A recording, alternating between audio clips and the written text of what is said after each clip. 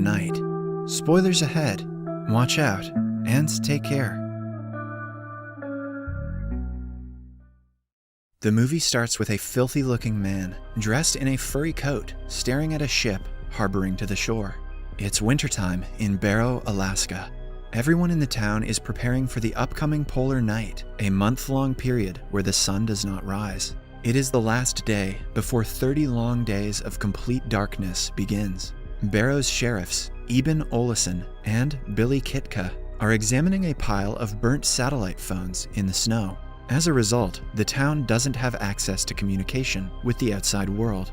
Most people in the town are leaving to avoid the 30 days of isolation, while others are preparing for it. After all, this sounds like child's play after what we've just been through. At a local dog kennel, someone gruesomely stabs all the dogs to death.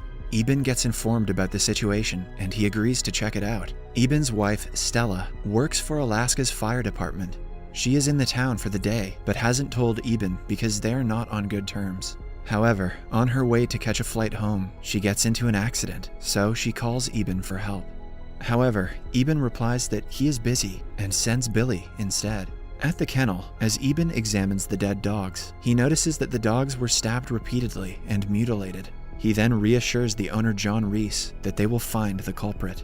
Meanwhile, Billy drives Stella to the airport as fast as possible, but the flight has already taken off and the airport is closed. She is now stuck in the town for the next 30 days as well. Eben goes to the police station where he meets his little brother, Jake Olesen, and his grandmother, Helen Munson, who works in the station as well. She informs him about a vandalism problem at the Utilidor. As Eben reaches Utilidor, he meets his friends Carter and Wilson. He finds out that someone has destroyed Wilson's helicopter. Eben quickly realizes that someone is trying to cut off every means of communication with the outside world. Elsewhere, the town's electrical manager, Gus, is busy working at his station when he hears noises from outside. As he steps outside to investigate with his torch, he is surrounded by several mysterious figures. He tries to run away, but he is attacked. The strangers slowly kill him while sucking his blood. It is then revealed that the strangers are vampires who plan to feast on Barrow for the next 30 days.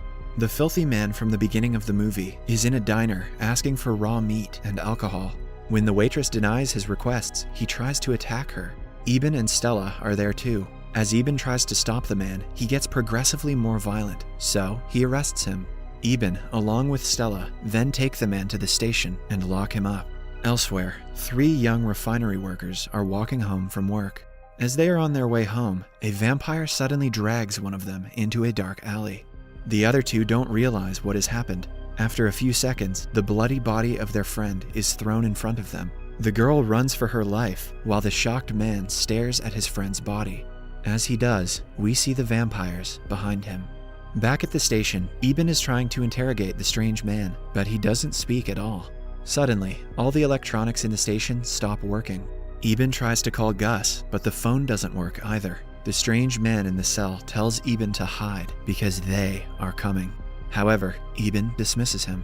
Right after, the town's electricity goes off. Eben visits Gus's office to inquire about the electricity. When he reaches there, he notices a trail of blood on the snow outside. He then follows the trail to find Gus's head cut off from his body. He immediately gets back to the people of the town and warns them to stay inside their homes. John and his wife, Allie, are indoors cooking dinner when suddenly a vampire breaks in through the kitchen's glass window. I guess staying inside isn't a very good tactic. The vampire then snatches Allie and runs away. That vampire is all kinds of thirsty. John tries his best to save his wife and is injured in the process. In the end, the vampire takes her away. Back at the station, the man attacks Jake. Eben comes in at the right time and shoots his arm. Eben realizes that the man knows something about Gus's murder, but the man doesn't reveal anything. After that, Eben and Stella set off to look for the murderers themselves. They notice something off in the way and get out of their car. Stella sees something through her binoculars and tells Eben to get back in the car. As they drive away, a vampire chases the car and gets on top of it. Eben shoots the vampire, but it doesn't affect him. Stella somehow manages to drop him off the vehicle, and they escape. They then get a call from the station. Helen screams for help on the other end. They drive to the station to see blood splashed everywhere. Jake and Helen are nowhere to be found, but the stranger is still inside the cell. When asked what happened, he replies that they don't want him and asks Eben to kill him. A few people gather at the diner, and they discuss that the vampires don't die when they get shot. It is also revealed that they feed off of blood. Who would have thought? Then we finally see the faces of the vampires. Their leader is named Marlowe. He talks in a foreign language and orders the others to kill everyone. Following the orders, the vampires start killing everyone who comes in their way. Eben and Stella rush to the diner from earlier to investigate. Jake and the other survivors are there too. However, Helen was killed by one of them. Eben takes everyone to the attic of a house nearby. As the rest hide, he and Stella go out to look for weapons, but they are attacked by the vampires again. They flip Eben's car and try to drag Stella out. Right when the vampires are about to kill Stella, a bearded man named Brower comes to their aid and hits the vampires with his bulldozer. Eben and Stella somehow manage to get in Brower's car and drive away. They drive back to the house and meet the others in the attic. They hear the screams of people being killed outside, but do not dare to leave. Eben advises they can go to the store to get something to eat after a few days. They plan to stay in the attic for some time and move to the utilidor when they get a chance. Meanwhile, Marlowe walks up to the stranger in the cell and thanks him for completing the task. He then snaps his head and kills him. Back in the attic, they decide to sleep in shifts, ration out their food, and plan their next step later. For 6 days, they remain hidden in the attic. On the 7th day, they notice a girl outside screaming for help. The girl is Jake's childhood best friend. Eben realizes that it is a trap when he sees the vampires on top of the roofs. Still, he goes outside to save her, but can only watch her being tortured and eventually killed by the vampires. As he is about to return, someone calls his name, and he notices John hiding in a corner. Eben tries to help John, but he attacks him instead. John has turned into a vampire because his blood got infected while he was trying to save his wife. John tries to bite Eben. Knowing that there is no other way to save John, Eben chops his head off with an axe. Eben then goes back to the attic and falls asleep due to exhaustion. There, Wilson's father, who has dementia, tries to run away looking for his dead wife. Wilson and Stella calm him down, but the old man escapes through a window. When Wilson finds out, he immediately runs outside to search for him, despite Stella's pleas to stay inside. Eben wakes up from all the commotion. Suddenly, a vampire comes inside the house, and Eben and Stella hide from him. As the vampire is about to get them, Wilson's scream distracts him. The vampire finds Wilson outside the house and eventually kills him. This gives Eben and Stella an opportunity to go back into the attic. 18 days have passed in the attic. They have no food left, and everyone's will to live is weakening. They decide that on the very next hailstorm, they will make a run for the store. Fortunately, on the 19th day, a snowstorm strikes. They carefully walk towards the store. When they reach there, they collect food and supplies. Just then, they see a little girl sucking the blood out of a dead body. The little girl attacks Carter. Brower, Stella, and Eben get her away from him, and Jake cuts the little girl's head off. The storm has already stopped when they are ready to leave. Now they are stranded in the store. They decide to go to the utility in the police station, where they can be safe. Stella says that the vampires cannot function in sunlight. That is why they have attacked during the polar night. This reminds Jake of a UV light that his grandmother used to grow plants. Eben decides to run to his grandmother's house to distract the vampires and use the UV light to kill them while others escape to the utility. He then runs out screaming with an axe. The vampires hear his screams and run after him. Others run to the police station to hide in the utility room. Elsewhere, Eben starts a generator in his grandmother's house. He then gets prepared for the vampires with the UV light.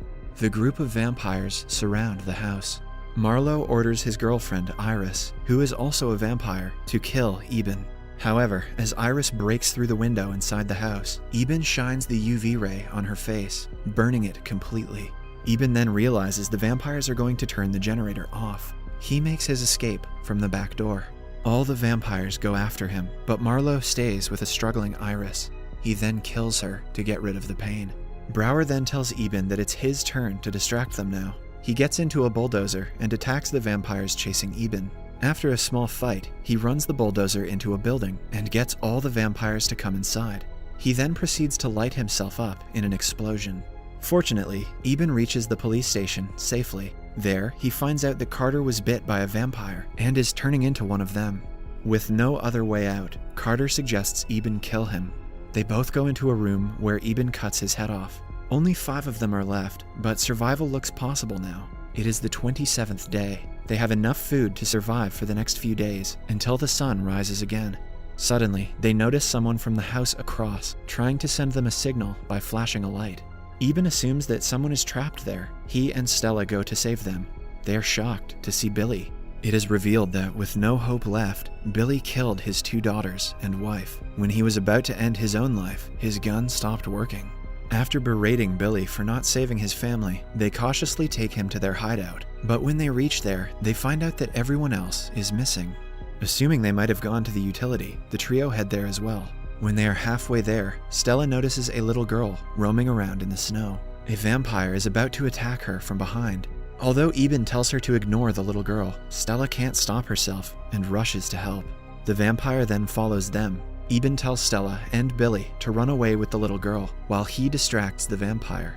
All 3 of them run away in different directions. Eben somehow makes it to the utility, but finds Stella and Billy missing. Billy finally reaches the utility, but a vampire gets in as well. He attacks Billy and bites him in the neck. After a long struggle, the 2 men finally kill the vampire by pushing him into the meat grinder, but in the process, Billy's hand gets accidentally ripped off too. Billy has incredibly bad luck. Eben then notices that Billy has been bitten, so he reluctantly cuts off his friend's head with an axe. It is the last night of the 30th day now. If they can survive this night, they will be free tomorrow.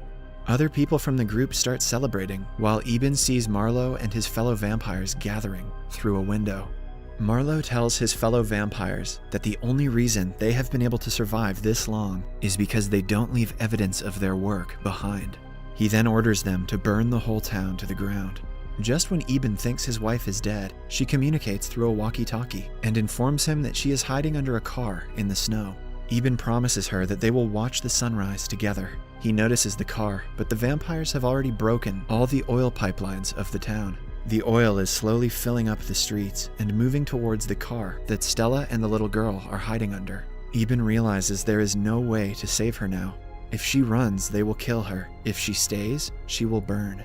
The vampires light the fire, and slowly, it starts to take the whole town with it. With no options left, he takes some of Billy's blood out through a syringe and injects it into himself. He knows that this will turn him into a vampire. His friends watch helplessly as he transforms. He is now a threat to others in the group, so they decide to kill him. However, his brother Jake stops them. Eben then says his goodbyes to his brother and goes out to fight Marlowe. After a long struggle, Eben finally manages to kill Marlowe by jamming his hand through Marlowe's head. The other vampires see their leader dead and run away. Finally, the sun rises and everyone comes out. Stella and Eben watch the sunrise together. They share one last kiss, which is sweet but seems kinda risky. The story ends when the rays of the sun fall onto Eben's body. He starts to burn and eventually dies in Stella's arms. Subscribe for more videos like this, turn on notifications, and leave a like to help the channel out. Thank you for watching.